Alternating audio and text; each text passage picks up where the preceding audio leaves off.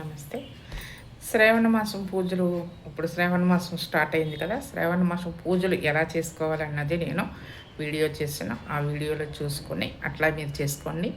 శ్రావణ మాసంలోని పూజ మనం దీపాలు పెట్టాలి, ధూపాలు వెలిగించాలి, ఇలా చెయ్యాలి, అలా చెయ్యాలని రూల్ ఏమీ లేదు.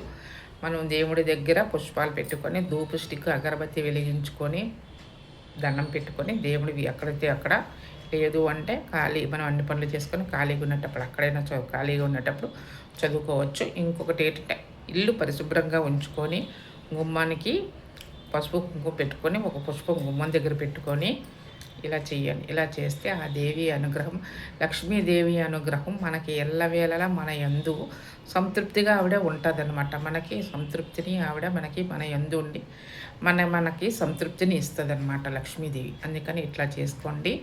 ఎవరు వీలుని బట్టి ఎవరు ఏ దేవుడిని కొలిస్తే అలాగ వాళ్ళు ఆ దేవుడికి మనస్ఫూర్తిగా దండం పెట్టుకొని ఇట్లా చేసుకోండి. ఆ దేవి అనుగ్రహం మనకి ఎల్లవేళలా మన యందు స్థిర నివాసమై ఉంటుందన్నమాట.